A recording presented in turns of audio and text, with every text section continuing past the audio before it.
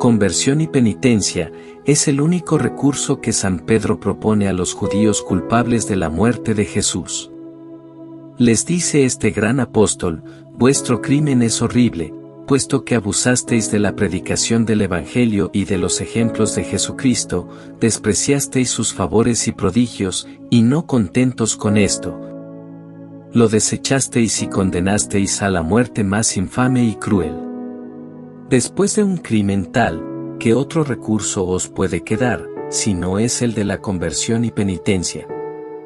A estas palabras todos los que estaban presentes prorrumpieron en llanto y exclamaron: ¿qué tendremos que hacer, oh gran apóstol, para alcanzar misericordia?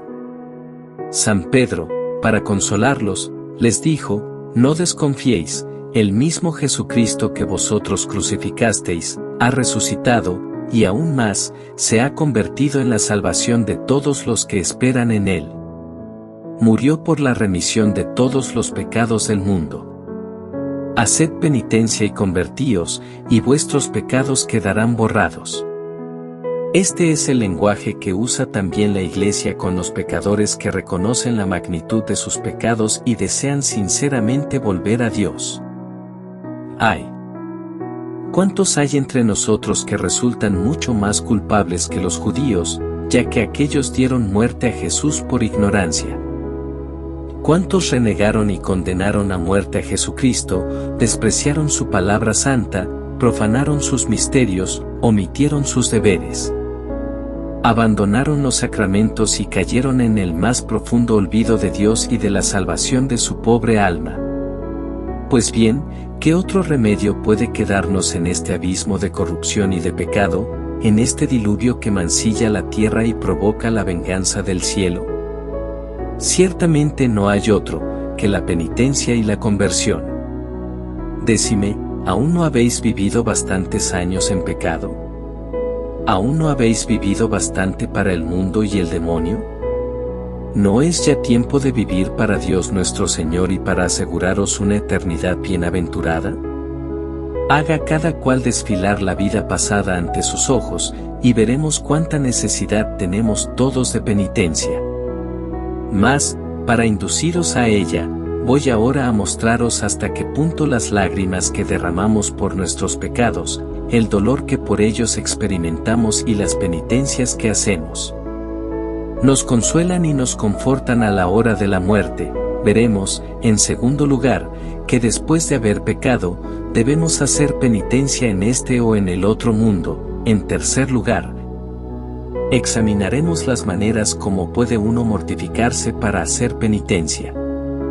Primero, hemos dicho que nada nos consuela tanto durante nuestra vida y nos conforta a la hora de la muerte, como las lágrimas que derramamos por nuestros pecados.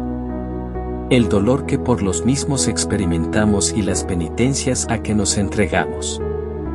Es esto muy fácil de comprender, puesto que por semejante medio tenemos la dicha de expiar nuestras culpas, o satisfacer a la justicia de Dios.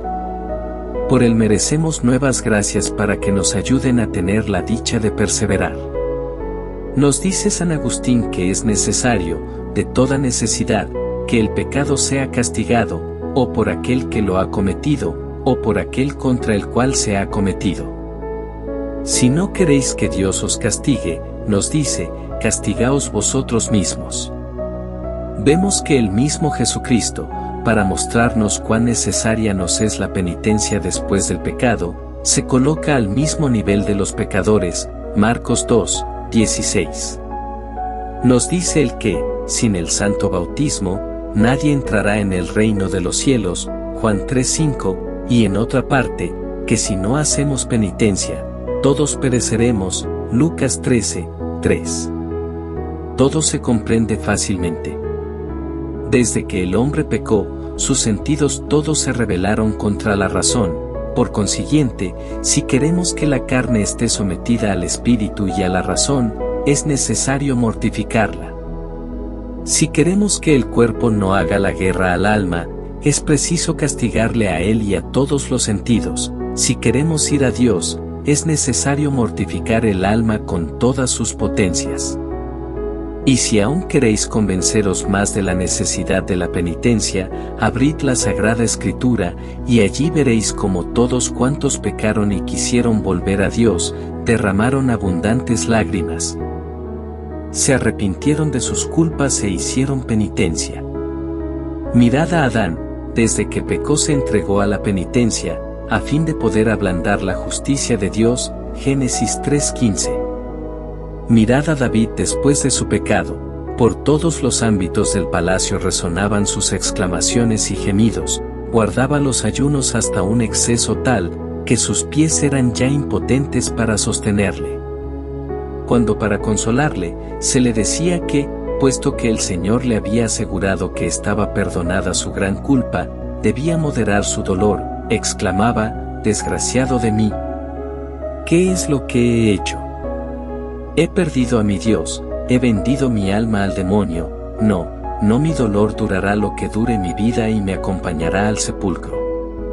Corrían sus lágrimas con tanta abundancia, que con ellas remojaba el pan que comía, y regaba el lecho donde descansaba. ¿Por qué sentimos tanta repugnancia por la penitencia, y experimentamos tan escaso dolor de nuestros pecados? Porque no conocemos ni los ultrajes que el pecado infiere a Jesucristo, ni los males que nos prepara para la eternidad. Estamos convencidos de que después del pecado, es necesario hacer penitencia irremisiblemente. Mas, ved lo que hacemos, lo guardamos para más adelante, como si fuésemos dueños del tiempo y de las gracias de Dios. ¿Quién de nosotros, si está en pecado, no temblará sabiendo que no tenemos un instante seguro? ¿Quién de nosotros no se estremecerá, al pensar que hay fijada en las gracias una cierta medida cumplida, la cual nuestro Señor no concede ya ni una más? ¿Quién de nosotros no se estremecerá al pensar que hay una medida de la misericordia, terminada, la cual todo se acabó? ¿Quién no temblará, al pensar que hay un determinado número de pecados después del cual Dios abandona al pecador a sí mismo? Ay, cuando la medida está llena, necesariamente ha de derramarse. Después que el pecador lo ha llenado todo, es preciso que sea castigado, que caiga en el infierno a pesar de sus lágrimas y de su dolor. Pensáis que después de haberos arrastrado, haber rodado, haberos anegado en la más infame impureza y en las más bajas pasiones.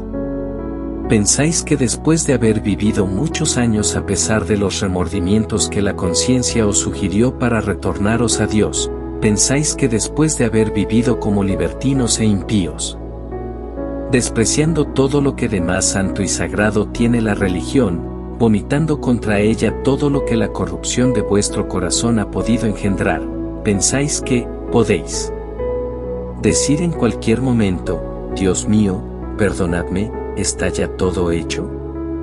¿Que ya no nos queda más que entrar en el cielo? No seamos tan temerarios, ni tan ciegos, esperando tal cosa. Ay. En ese momento precisamente, es cuando se cumple aquella terrible sentencia de Jesucristo que nos dice, me despreciasteis durante vuestra vida, os burlasteis de mis leyes, mas ahora que queréis recurrir a mí, ahora que me buscáis, os volveré la espalda para no ver vuestras desdichas, Jeremías 18:17. Me taparé los oídos para no oír vuestros clamores, huiré lejos de vosotros, por temor a sentirme conmovido por vuestras lágrimas. Para convencernos de esto, no tenemos más que abrir la Sagrada Escritura y la historia, donde están contenidas y reseñadas las acciones de los más famosos impíos. Allí veremos cómo tales castigos son más terribles de lo que se cree. Mas, ¿por qué ir tan lejos a buscar los espantosos ejemplos de la justicia de Dios sobre el pecador que ha despreciado las gracias divinas? Mirad el espectáculo que nos han ofrecido los impíos, incrédulos y libertinos del pasado siglo, mirad su vida impía, incrédula y libertina. ¿Acaso no vivieron tan desordenadamente, con la esperanza de que el buen Dios les perdonaría cuando ellos quisiesen implorar perdón? Mirad a Voltaire. ¿Acaso, ¿Cuántas veces se veía enfermo, no exclamaba, misericordia? No pedía, por ventura, perdón a aquel mismo Dios que cuando sano insultaba, y contra el cual no cesaba de vomitar todo lo que su corrompido corazón era capaz de engendrar. D. Alembert, Diderot, Juan Jacobo Rousseau, al igual que todos sus compañeros de libertinaje, creían también que cuando fuese de su gusto pedir perdón a Dios, le sería otorgado. Más podemos decirles lo que el Espíritu Santo dijo a Antíoco: estos impíos imploran un perdón que no les ha de ser concedido. ¿Y por qué esos impíos no fueron perdonados, a pesar de sus lágrimas?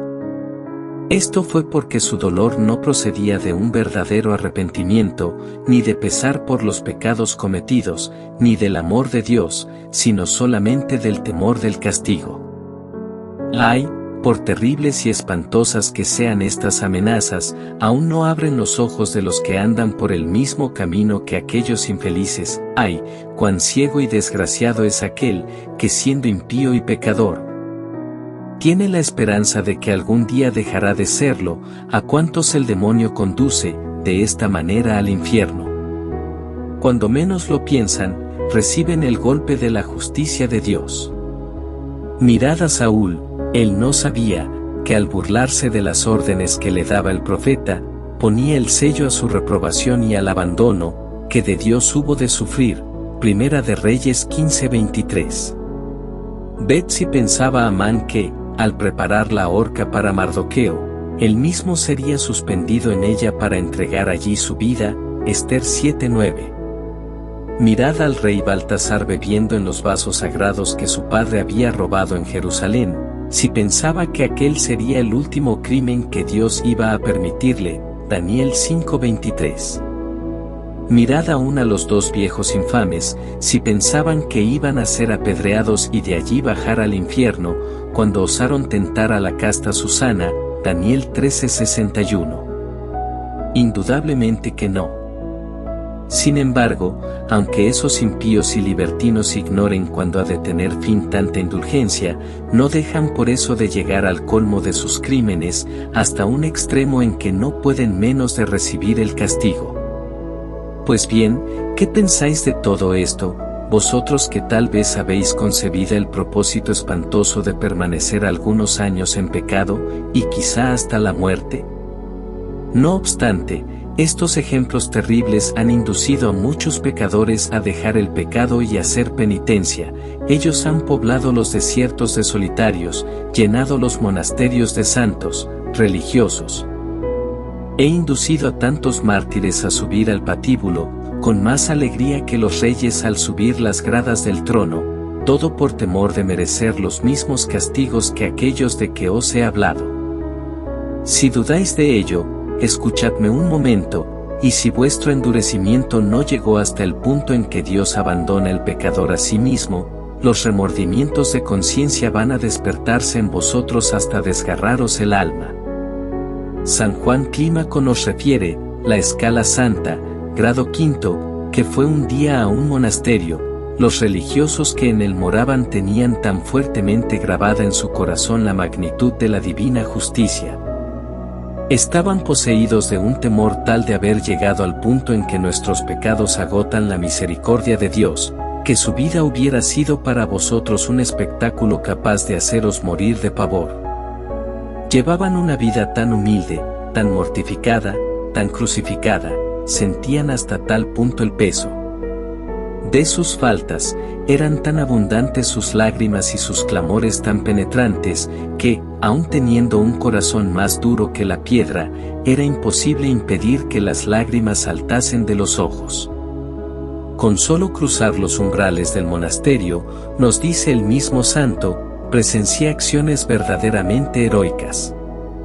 Pues bien, ahí tenéis unos cristianos como nosotros y mucho menos pecadores que nosotros. Ahí tenéis unos penitentes que esperaban el mismo cielo que nosotros, que tenían un alma por salvar como nosotros. ¿Por qué pues tantas lágrimas, tantos dolores y tantas penitencias? Es que ellos sentían el gran peso de los pecados, y conocían cuán espantoso es el ultraje que infiere a Dios el pecado. ahí tenéis lo que hicieron los que habían comprendido cuán gran desdicha es perder el cielo, oh, Dios mío. ¿No es el mayor de todos los males ser insensible a tanta desdicha, oh, Dios mío, los cristianos que me oyen teniendo la conciencia cargada de pecados y que no han de esperar otra suerte que la de los réprobos? Podrán vivir tranquilos. Ay, cuán desdichado es el que perdió la fe. Segundo, decimos que, necesariamente, después del pecado es preciso hacer penitencia en este mundo, o bien ir a hacerla en la otra vida. Al establecer la Iglesia los días de ayuno y abstinencia, lo hizo para recordarnos que, pecadores como somos, debemos hacer penitencia, si queremos que Dios nos perdone, y aún más. Podemos decir que el ayuno y la penitencia empezaron con el mundo. Mirad a Adán, ved a Moisés que ayunó 40 días. Ved también a Jesucristo, que era la misma santidad, retirarse por espacio de 40 días en un desierto sin comer ni beber, para manifestarnos hasta qué punto nuestra vida debe ser una vida de lágrimas, de mortificación y de penitencia. Desde el momento en que un cristiano abandona las lágrimas, el dolor de sus pecados y la mortificación, podemos decir que de él ha desaparecido la religión. Para conservar en nosotros la fe, es preciso que estemos siempre ocupados en combatir nuestras inclinaciones y en llorar nuestras miserias. Voy a referir un ejemplo que os mostrará cuánta sea la cautela que hemos de poner en no dar a nuestros apetitos cuanto ellos nos piden.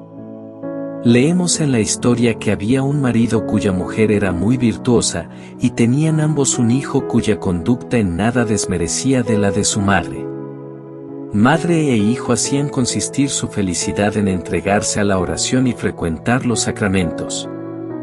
Durante el santo día del domingo, después de los divinos oficios, empleábanse enteramente en hacer el bien, visitaban a los enfermos y les proporcionaban los socorros que sus posibilidades les permitían. Mientras se hallaban en casa, pasaban el tiempo dedicados a piadosas lecturas, a propósito para animarlos en el servicio de Dios. Alimentaban su espíritu con la gracia de Dios, y esto era para ellos toda su felicidad. Mas, como el padre era un impío y un libertino, no cesaba de vituperar aquel comportamiento y de burlarse de ellos, diciéndoles que aquel género de vida le desagradaba en gran manera y que tal modo de vivir era solo propio de gente ignorante. Al mismo tiempo procuraba poner a su alcance los libros más infames y más adecuados para desviarlos del camino de la virtud que tan felices seguían. La pobre madre lloraba al oír aquella manera de hablar, y el hijo, por su parte, no dejaba tampoco de lamentarlo grandemente. Mas, tanto duraron las acechanzas, que hallando repetidamente aquellos libros ante sus ojos, tuvieron la desgraciada curiosidad de mirar lo que ellos contenían.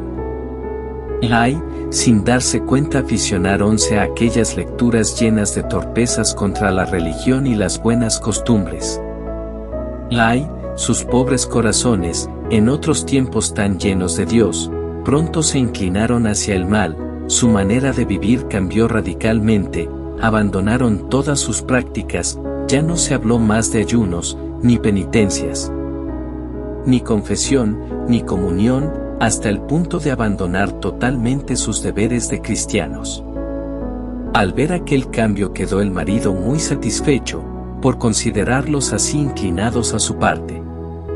Como la madre era joven aún, no pensaba entonces más que en engalanarse, en frecuentar los bailes, teatros y cuantos lugares de placer estaban a su alcance. El hijo, por su parte, seguía las huellas de su madre, convirtióse enseguida en un gran libertino, que escandalizó a su país cuanto anteriormente lo había edificado. No pensaba más que en placeres y desórdenes, de manera que madre e hijo gastaban enormemente, no tardó mucho en vacilar su fortuna. El padre, viendo que empezaba a contraer deudas, quiso saber si su caudal sería bastante para dejarlos continuar aquel género de vida a que los indujera, mas hubo de quedar fuertemente sorprendido. al ver que los bienes ni tan solo podían hacer frente a sus deudas. Entonces apoderóse de él una especie de desesperación y, un día de madrugada, se levantó, y con toda sangre fría y hasta con premeditación, cargó 3 pistolas, entró en la habitación de su mujer, y levantóle la tapa de los sesos, pasó después al cuarto de su hijo, y descargó contra él el segundo golpe, el tercero fue para sí mismo. ¡Ay, padre desgraciado, si al menos hubiese dejado a aquella pobre mujer y a ese pobre hijo en sus oraciones, sus lágrimas y sus penitencias, ellos habrían merecido el cielo! Mientras que tú los has arrojado al infierno al precipitarte a ti mismo en aquellos abismos. Pues bien, ¿qué otra causa señalaremos a tan gran desdicha, sino que dejaron de practicar nuestra santa religión?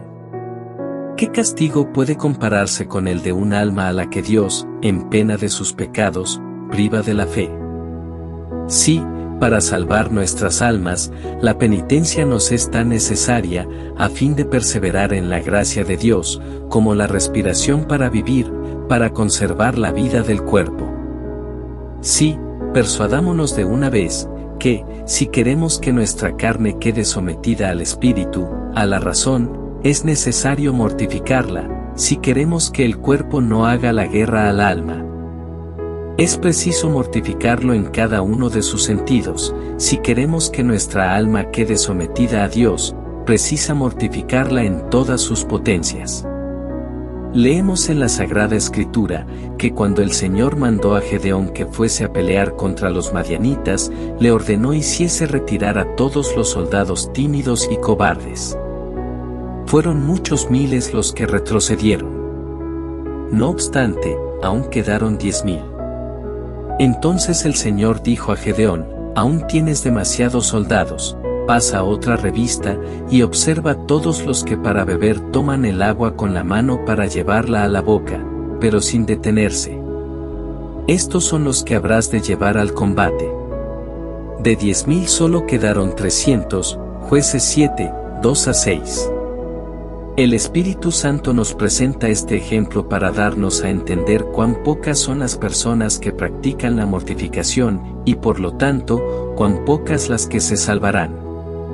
Es cierto que no toda la mortificación se reduce a las privaciones en la comida y en la bebida, aunque es muy necesario no conceder a nuestro cuerpo todo lo que Él nos pide, pues nos dice San Pablo: trato yo duramente a mi cuerpo, por temor de que, después de haber predicado a los demás, no caigo yo mismo en reprobación. 1 Corintios 9:27.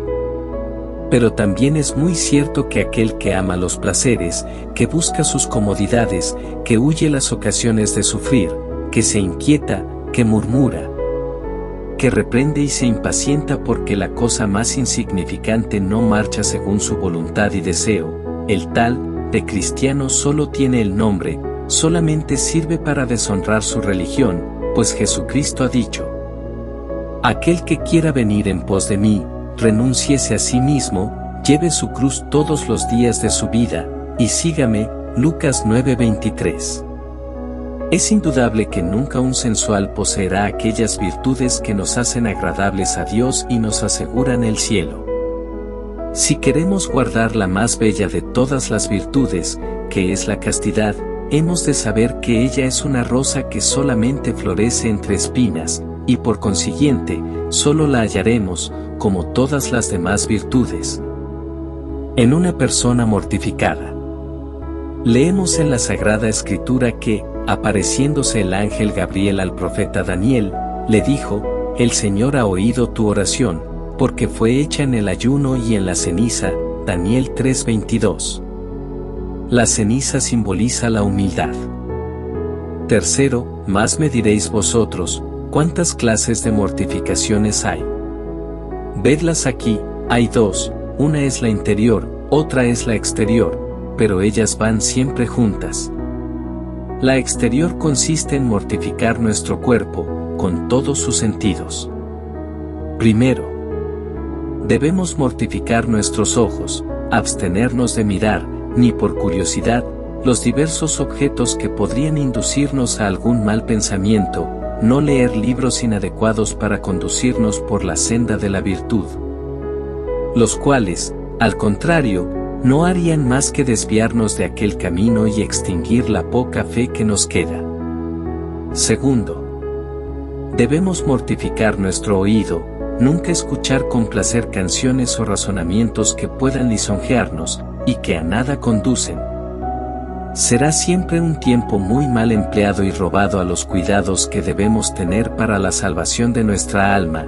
Nunca hemos de complacernos tampoco en dar oídos a la maledicencia y a la calumnia. Sí.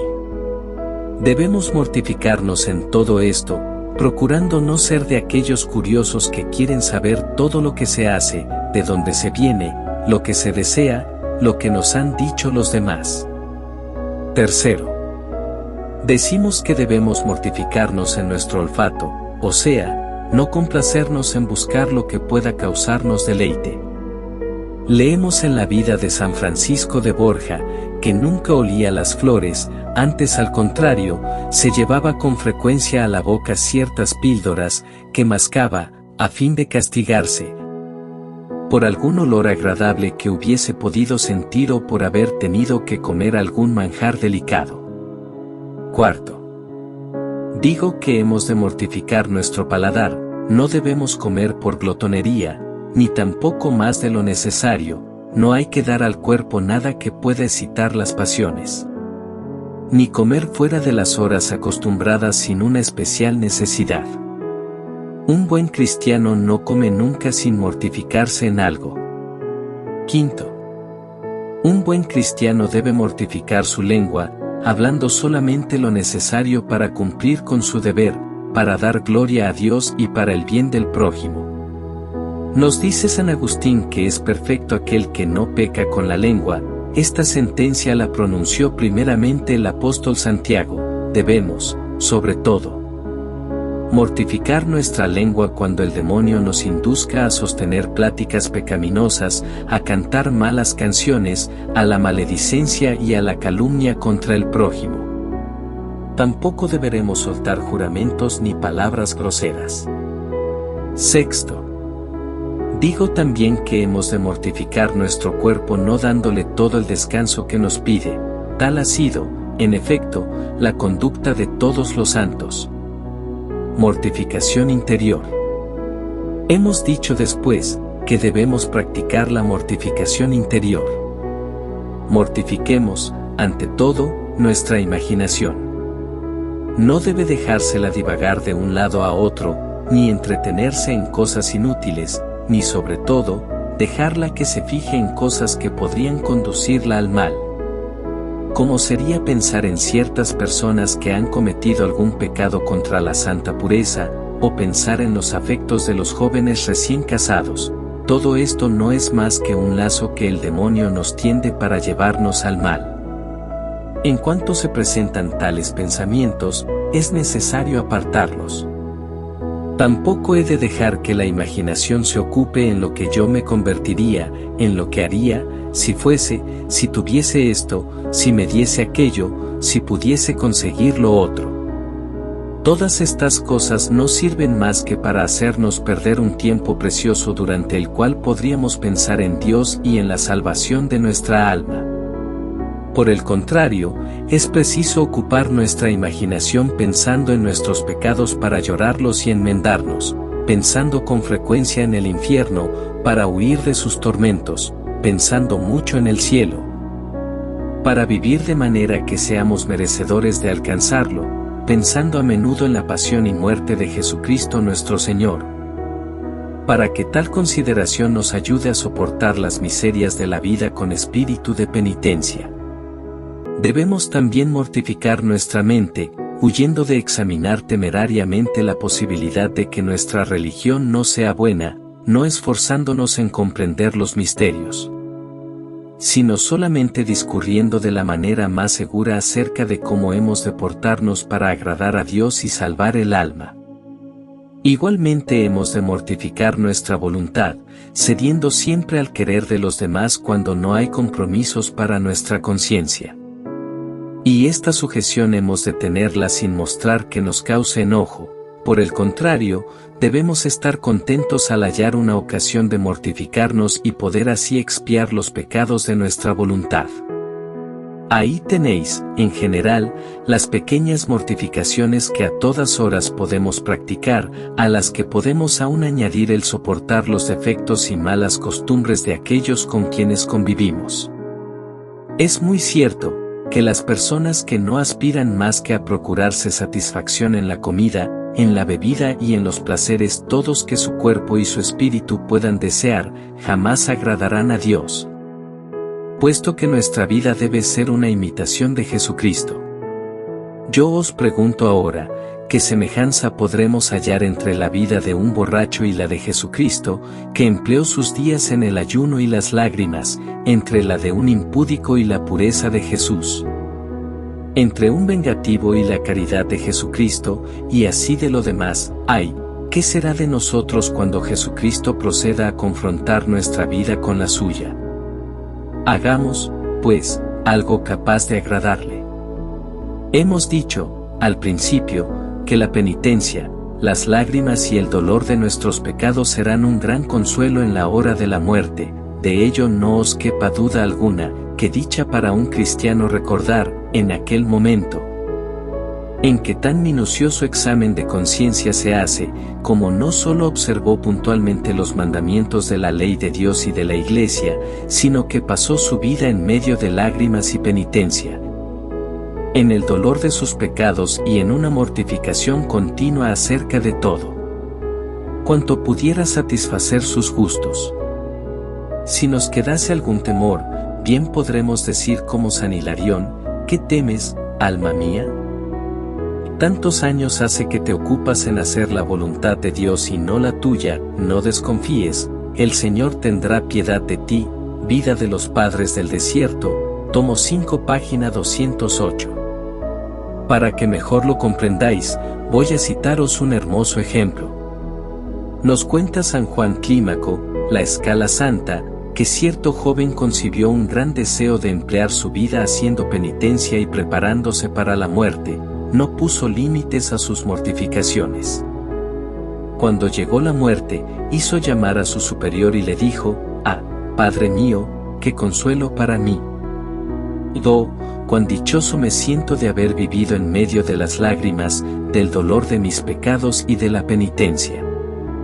Dios, que es tan bueno, me ha prometido el cielo. Adiós, Padre mío, voy a unirme a mi Dios, cuya vida he procurado imitar cuanto me ha sido posible. Adiós, Padre mío, os doy gracias por haberme animado a seguir este dichoso camino. Qué dicha para nosotros, en aquellos momentos, será el haber vivido para Dios, el haber temido y huido el pecado, el habernos abstenido no solamente de los placeres malos y prohibidos, sino también de los inocentes y permitidos, el haber recibido frecuente y dignamente los sacramentos, en los que tantas gracias y fuerzas habremos hallado para combatir al demonio, al mundo y a nuestras pasiones. Pero, decime, ¿qué puede esperar, en aquella hora tremenda, el pecador, si ve ante sus ojos una vida que no es más que una cadena de crímenes? ¿Qué esperanza ha de abrigar un pecador que ha casi vivido como si no tuviese alma que salvar y como si creyese que con la muerte se acaba todo, que apenas ha frecuentado nunca los sacramentos, y aún, al recibirlos, no hizo más que profanarlos acudiendo con malas disposiciones? Un pecador que, no contento con haberse burlado y hecho menosprecio de su religión y de los que tenían la dicha de practicarla, puso además todo su esfuerzo en arrastrar a otros a seguir por la senda de la infamia y de libertinaje. ¡Ay!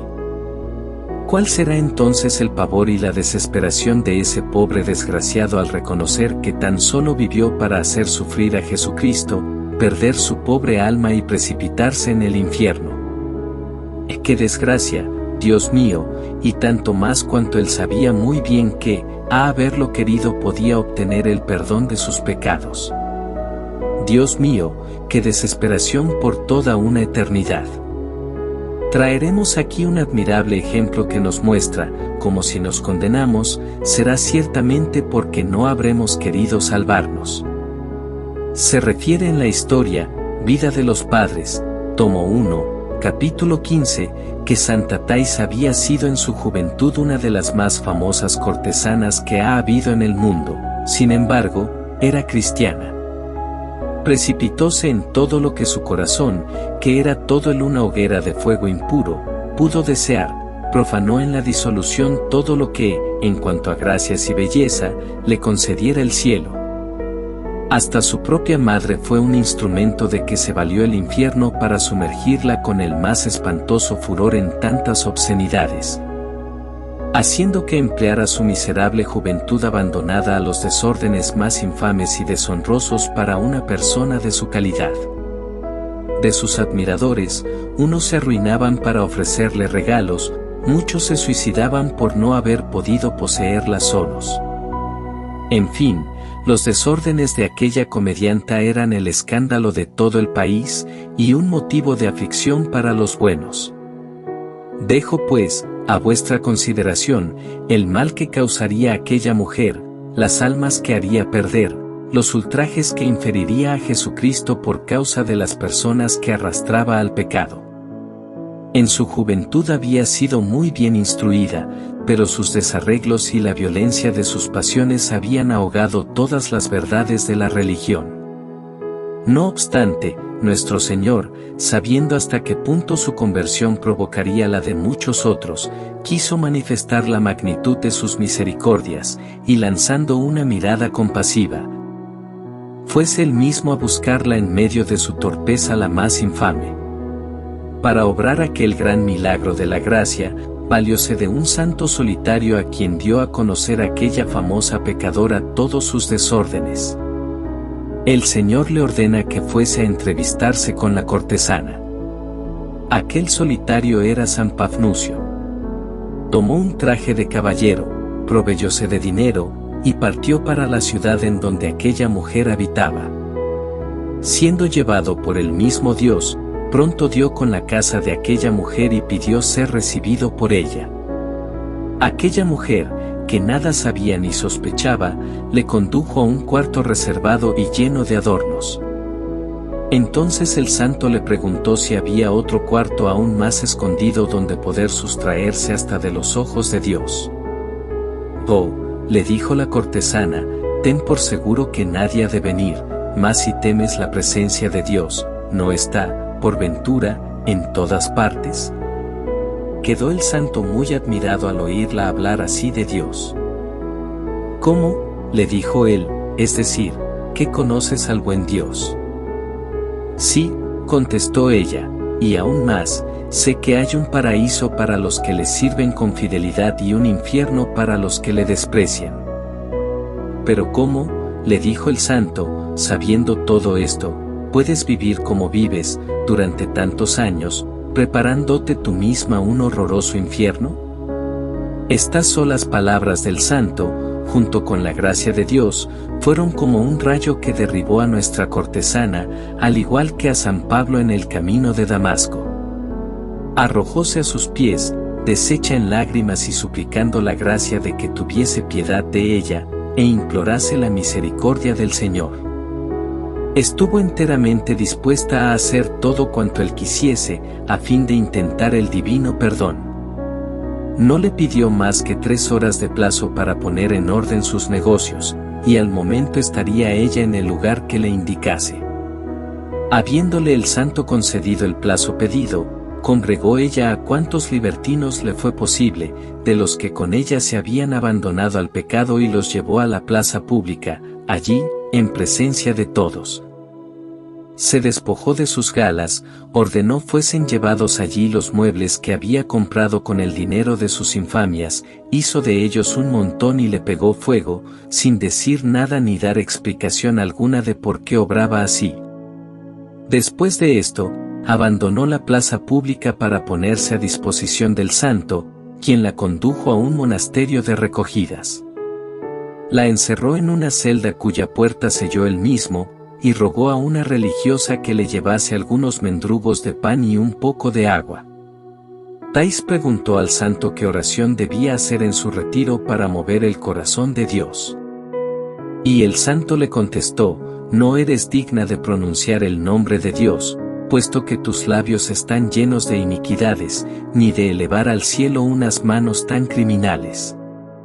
Conténtate con dirigirte hacia oriente, y con todo el dolor de tu corazón y con toda la amargura de tu alma, di: oh, vos que me criasteis, tened piedad de mí. Esta fue toda su oración en los 3 años que permaneció encerrada en aquellas 4 paredes, durante cuyo tiempo jamás olvidó el recuerdo de sus pecados. Tal fue su llanto, de tal manera y tan cruelmente maltrató su cuerpo, que cuando San Pafnucio fue a consultar a San Antonio, a fin de saber si Dios la acogía bajo su misericordia, San Antonio, después de haber pasado con sus religiosos la noche en oración a tal objeto, le dice que el Señor había revelado a uno de dichos religiosos, San Pablo el Simple, que el cielo había preparado un trono radiante para la penitente Thais. Entonces el santo, lleno de alegría y muy admirado por haber ella en tan poco tiempo satisfecho a la justicia de Dios, fuese a su encuentro para comunicarle que sus pecados estaban perdonados y que debía salir de aquella celda.